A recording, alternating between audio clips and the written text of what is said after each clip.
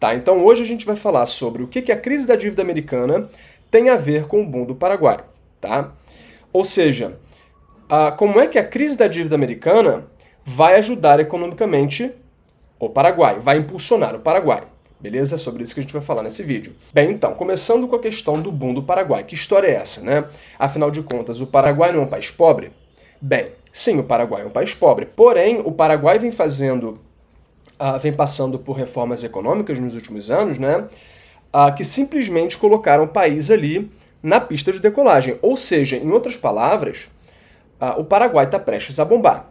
Tá, mas como assim? Por quê, né? Ora, como é que um país fica rico? Um país fica rico porque ele consegue atrair capital, porque ele consegue atrair investimentos. E é justamente isso que o Paraguai está fazendo. E o Paraguai está chamando capital com vontade, né? Como assim? Bem, por exemplo, você sabe qual o imposto máximo no Paraguai? 10%. Só que você consegue abater uma série de coisas do seu IR, né? Como, por exemplo, aluguel, roupa, a compra de veículo. Então, assim, concorda que só por esse fator, né, só por esse imposto máximo de 10%, mas concorda que só por isso muita gente deve começar a ir para o Paraguai? Isso, inclusive, no Brasil já começou. Quer dizer, a gente está vendo um fluxo migratório muito forte de brasileiros indo para o Paraguai, justamente fugindo aí da sanha arrecadatória do governo, né? Mas esse regime fiscal não deve atrair só brasileiro, né? Certamente esse regime fiscal é muito vantajoso também para europeus. Na verdade, o Paraguai pode ser vantajoso para pessoas de todo mundo, porque são poucos os países com um sistema tributário tão amigável quanto o do Paraguai. Porque, por exemplo, esse ponto do imposto máximo ser de somente 10%, esse ponto é só o primeiro ponto, né? Porque você tem diversos outros fatores no Paraguai muito positivos tributariamente, né? Por exemplo, para quem não sabe, o Paraguai opera a partir de um sistema tributário territorial, o que significa que você só paga imposto sobre o que você fizer das fronteiras para dentro. Então, assim, por exemplo, digamos que você seja um residente fiscal do Paraguai, né? Digamos que você more, sei lá, em Assunção e que você tem investimentos na Bolsa de Nova York. Digamos que você tenha feito uma grana na Bolsa de Nova York, né? Quer dizer, você paga imposto sobre esses rendimentos, sobre esses ganhos? Não, porque esses ganhos vieram de fora, vieram do exterior. Ou então, digamos que você trabalhe de forma remota para o Brasil, né? Ou para qualquer outro país do mundo, né? Digamos que você trabalhe como desenvolvedor para uma empresa na Alemanha. Quer dizer, se você fosse para o Paraguai como residente fiscal, você pagaria 0% sobre esses ganhos, porque eles vêm do exterior, e nada que vem do exterior é taxado. Então, assim, outro ponto mega positivo, né? Além disso, o Paraguai também não taxa, não tem imposto sobre heranças, tá?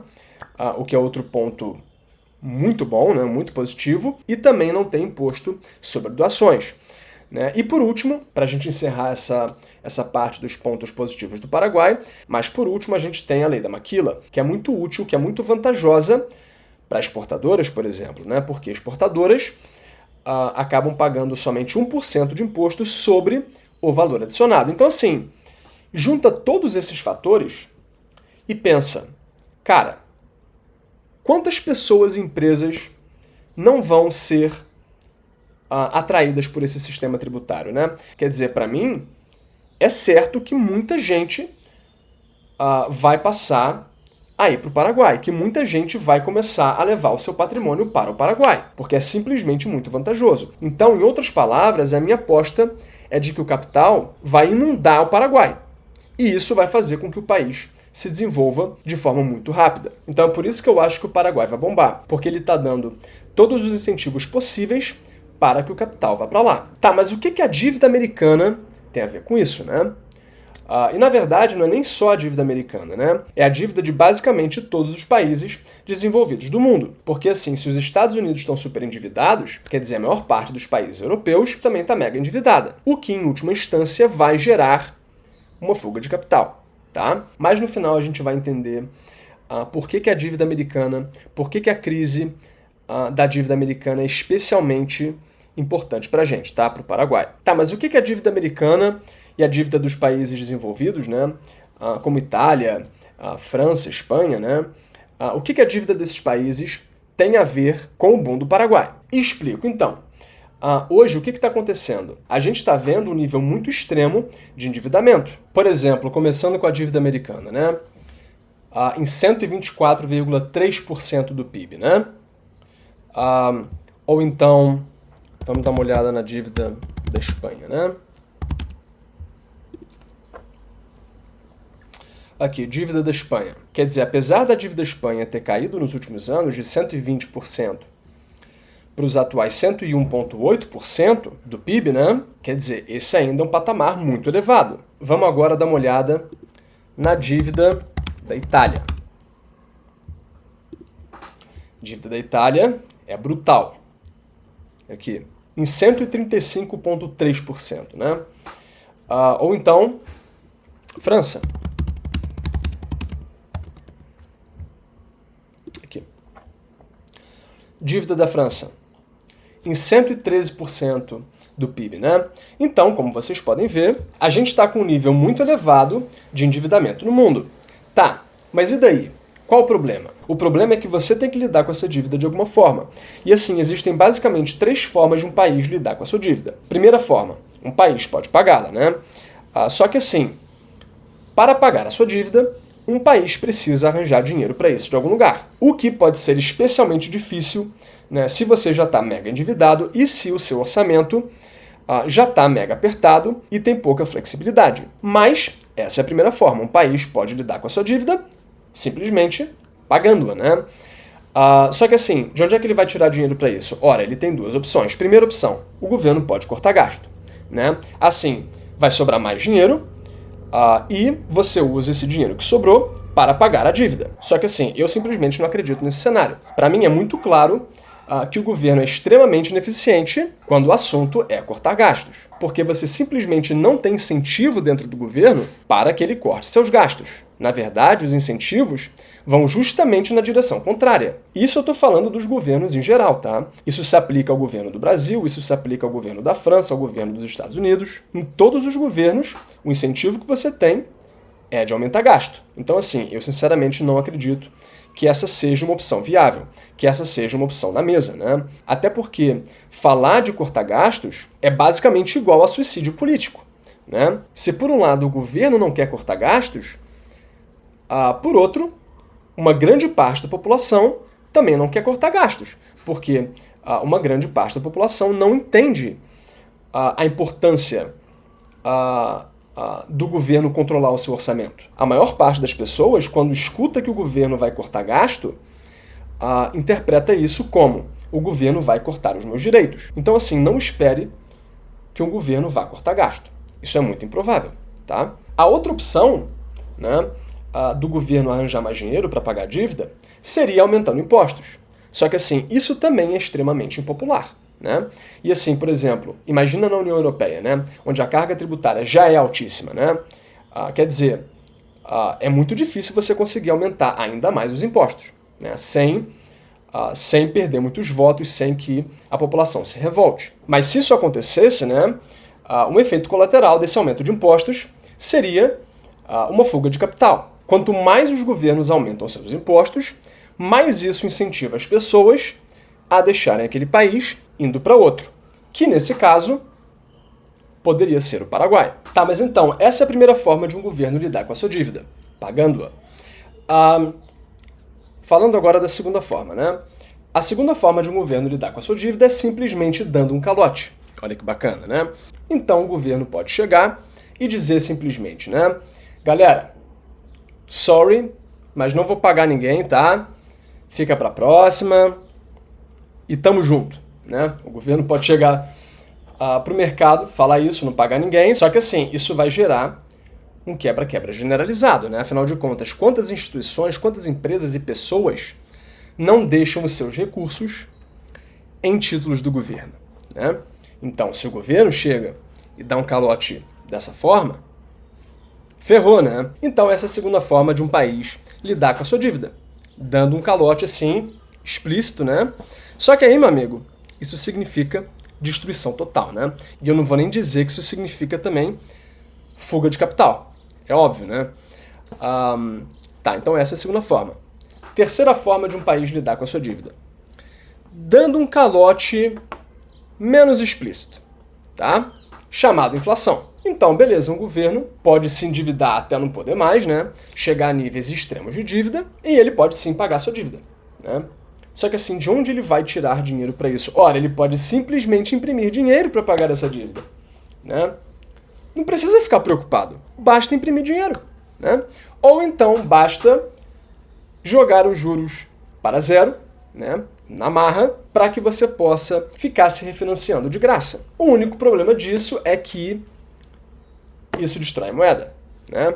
Isso gera uma puta de uma inflação, né? E assim, se a população perde o seu poder de compra, né, você acha que uma empresa quer ficar num país onde a população tem poder de compra para comprar, para consumir, ou você acha que uma empresa quer ficar num país onde a população está cada vez mais pobre porque a inflação está lá no teto? É óbvio que empresas querem um ambiente econômico estável, né? Muito óbvio isso, né? Então, um governo pode pagar a sua dívida sim, através da impressão de moeda, através de juros artificialmente baixos, porém, o efeito colateral disso é a inflação, né? É a perda do poder de compra da moeda.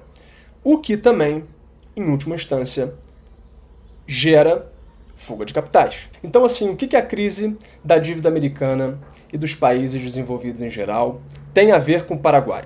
Ora, tem a ver com o Paraguai porque, se a dívida desses países está muito alta, isso significa que esses países vão ter que lidar com essa dívida em algum momento. E isso vai significar fuga de capital. Então, o que eu espero ver nos próximos anos e décadas? Eu acho que o fluxo de capitais vai mudar drasticamente. Então, por exemplo, eu acho que a gente deve ver um movimento de saída de capital muito grande do Brasil. Agora a pergunta é, para onde esse capital vai, né? Eu também acho que a gente deve ver, ao longo dos próximos anos e décadas, o capital saindo da Europa. Só que aí, para onde é que esse capital vai? Ora, ele pode ir para Dubai, ele pode ir para os Estados Unidos, ele pode ir para o Uruguai, ele pode ir também para o Panamá, mas esse capital também pode acabar indo para o Paraguai. Por que não, né? E por fim, eu acredito também que vai chegar um ponto em que a gente vai começar a ver o capital, quem sabe, saindo até da própria América do Norte, do Canadá e dos Estados Unidos. Em algum momento, esse fluxo de saída deve aumentar.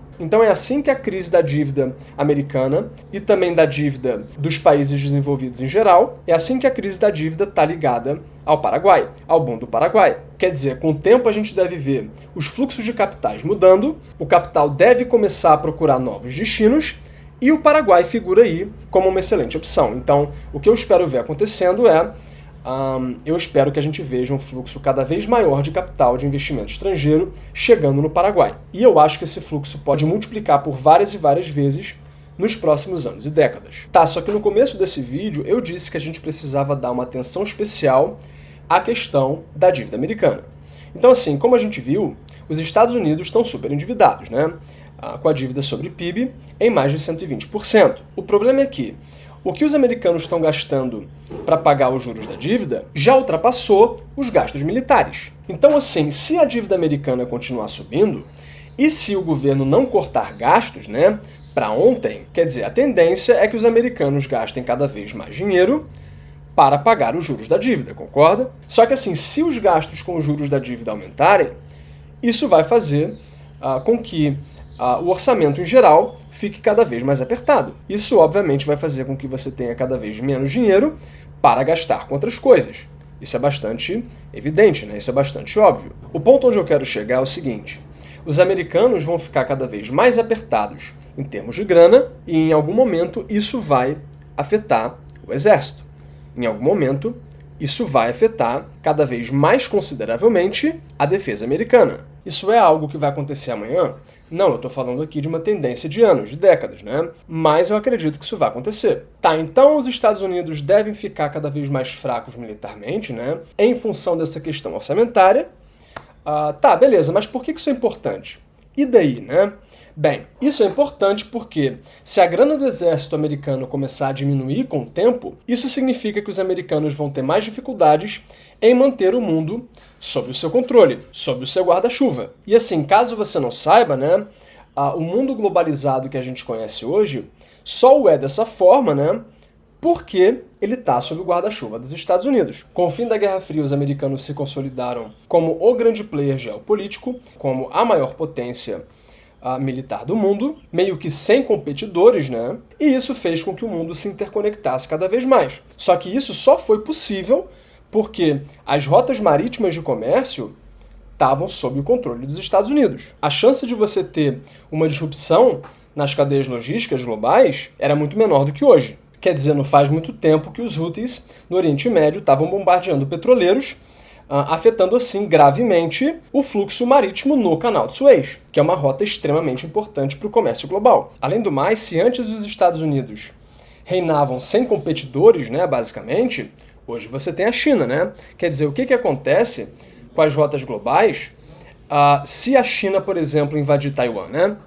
O que acontece?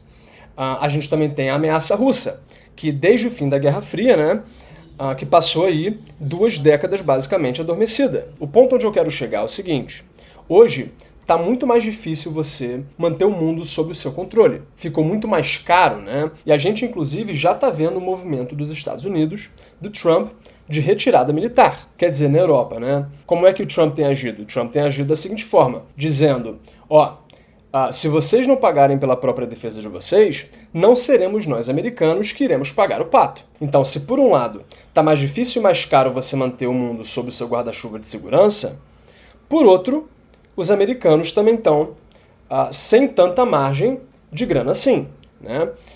Os americanos estão muito endividados e precisam se conter. Isso significa que as rotas de comércio globais não são mais tão seguras quanto elas eram antes. As chances de disrupção aumentaram muito. Quer dizer, e aí? E se a gente tiver uma guerra, né? Isso é algo impossível? Certamente não. Portanto, nesse contexto, né, é uma boa ideia você fazer como as empresas faziam antes, né? Ou seja, será que é uma boa ideia você distribuir a sua linha de produção pelo mundo, né? Colocar a sua matriz nos Estados Unidos, mas produzir na China, no Vietnã, na Índia, no Brasil? Quer dizer, será que continua sendo uma boa ideia você ter uma cadeia logística global? Eu acho que não. Eu acho que hoje isso é algo muito mais arriscado de você fazer. Inclusive, é por isso que a gente está vendo essa tendência de onshoring, ou de nearshoring, né? Que são basicamente as empresas indo para locais mais próximos do Ocidente, né?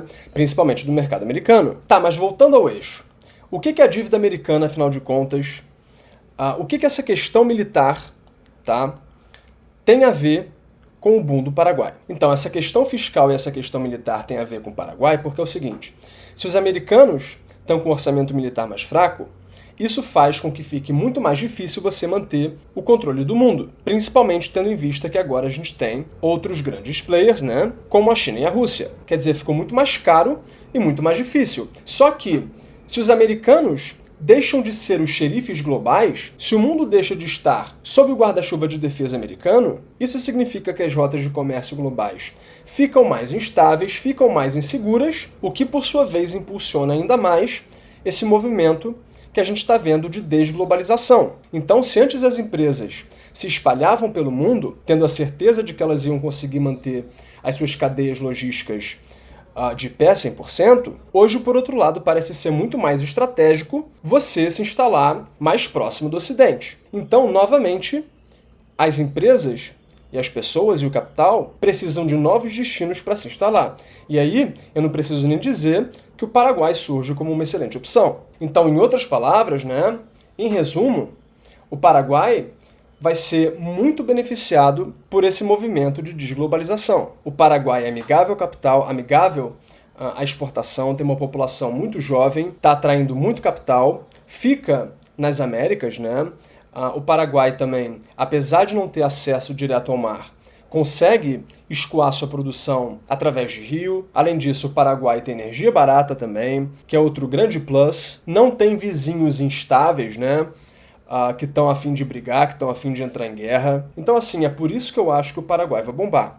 Porque se de um lado, né, o Paraguai vem fazendo o dever de casa, né, vem fazendo as reformas econômicas necessárias para você atrair capital, por outro lado, o Paraguai está com vento nas costas, né? Ele está encontrando um cenário muito favorável para surfar. Então, para encerrar esse vídeo, vou dizer para vocês: caraca, Não sei vocês, mas eu tô apostando muito na ideia de que o Paraguai vai se tornar um país estrela, né?